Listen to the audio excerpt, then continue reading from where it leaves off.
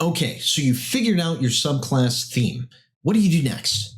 Well, now it's time to do your homework, and we're going to show you how to do that. This is Home Brew Help.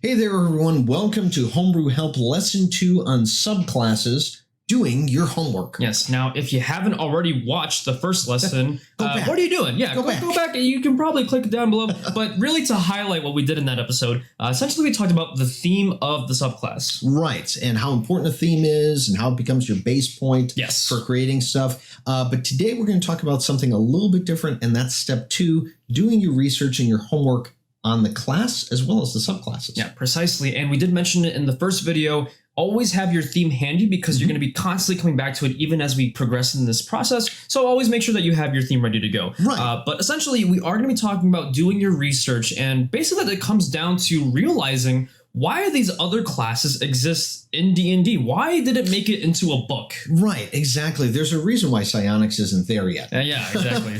One day. One day, hopefully. But the thing is every base class in D&D, the 12 or 13 classes now at the Artificer and all that, they all have their own specific thing that they do. Right? Yeah. And I know that sounds a little general, but really in the end, that is kind of what the idea is. When we think about like a fighter, it's there to fight. When we think about a wizard, it's there to cast spells. When we think about, a bard, it's there to support. Each class is built to do something. And nobody knows what a ranger is supposed to do. But each class is supposed to do something, right? Yes, exactly. So, and it just kind of builds from there. Now, the thing is, though, is the subclass that you're making is not what they do. It's how they do it. Yeah, and that's the reason why we have subclasses to begin with. Class is kind of the idea. Subclass is going to be the method of performing such task. Exactly. Like when you get to a wizard, if you're making a wizard subclass with that, wizards are supposed to be there and supposed to cast spells. They're the best spell casters in the entire game, right? Some argue druids, but druids can't hold a candle. But the thing is with it is then you look at subclasses there. And part of that is going through every single subclass that currently exists.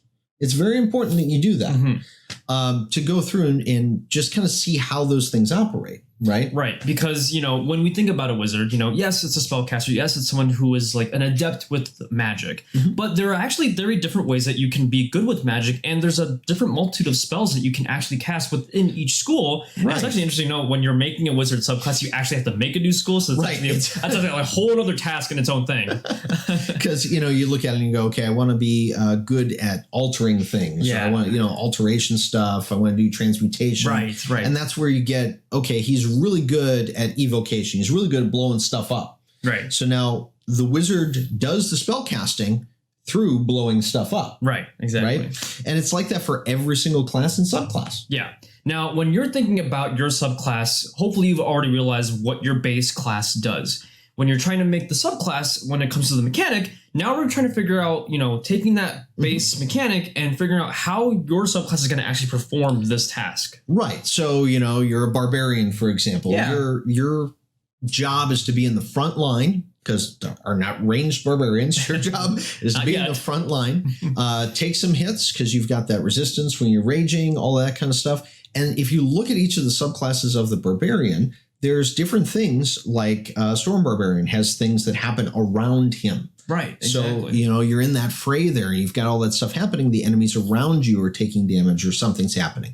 When you're looking at the Totem Barbarian, you're looking at different specific traits that you're better at while you're up there fighting. Yeah. Or we even have like the Ancestral Guardian Barbarian where they're very good at defense and taking hits and kind of helping defend the party. Right. So what you're going to want to do now that you have your theme is you're going to want to take a look and see how that theme is going to achieve the goals of that class. Now, it goes into a very important topic that I do want to bring up. As you're doing research, and you may realize this as you're making your subclass, has it been done already? Yeah, it's something that happens quite a bit. There's about 6 or 7 different chronomancers on there. Yeah. And I've got one of them. And they're all a little different, but also not. It's kind of a weird thing where people try and think, oh, this totally hasn't been done before, and they go ahead and make a subclass. Right. And really, you can kind of do that already, possibly with whatever is in the game right now. Correct. I mean, and let's not even count earlier editions. I'm sure there's a lot more stuff in 3.5. Of course. There's all these. I haven't seen an adequate spell thief in 5th edition yet. And it doesn't really matter much what you pick or how you do that. You just kind of have to look and make sure it's not being duplicated somewhere else. Because the other thing that happens is that if you make a subclass that does the job of another class, what happens is other players at the table get jealous.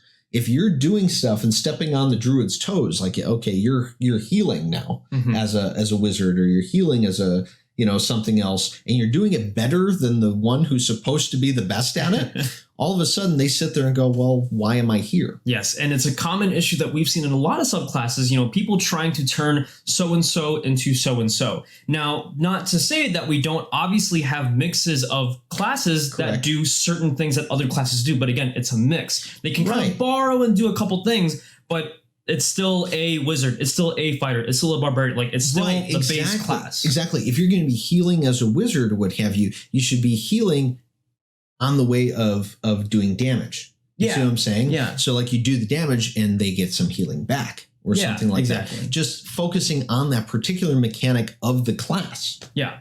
Now, as you're kind of thinking about this, and once you've actually kind of done all your research, now you can actually take this mechanic that you have in mind. And again, we're going to tie it back into the first episode. Does it actually do what that theme is asking for? Right, exactly. And there's so many different things with it. It's the reason why we said do your research, do your homework with it.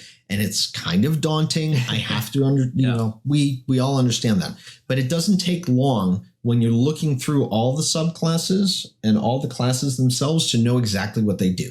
So your homework is literally to go back to the class that you're creating the subclass for and read everything. Like from beginning to end, everything. Every subclass, every theme, everything that's currently published. And then make sure that you still want to do what you're doing. Don't be surprised if you're kind of stuck in steps 1 and 2 a lot. Step 1, maybe because you keep changing the theme. Step 2, you find out that this mechanic doesn't work. It's already been done. You're copying off of a lot of things. So these 2 steps are actually kind of interesting. You're going to be doing a lot of revision constantly in these first 2 steps, actually. I think one of the most important things that we can say with that, too, is that if you're creating a subclass because a current class or a current subclass doesn't have something that you want, that's not the reason to make a subclass. Yes, yeah, it's actually, please do not go out to make a subclass for that reason. You're going to end up making something that doesn't really work out and something that's probably already going to exist in the base game. Right. Now, in our next video for lesson 3, we're actually, we're going to go through mechanics. But before we do that, we're going to publish one more video and we're going to take apart a fighter. Yeah, and a fighter is kind of like a really good one to go with. There's a lot of very basic things when it comes to character creation, things like that you'll find in the fighter. But be sure to subscribe to us if you do want to know when that next video is coming out. If you hit the bell down below, you'll get a notification as soon as we get that video out, as well as future videos in this Homebrew Help series. That's right. And remember, the best campaigns are always the ones that are homebrewed and the ones that you take the time to do the research on. So until next time, keep brewing.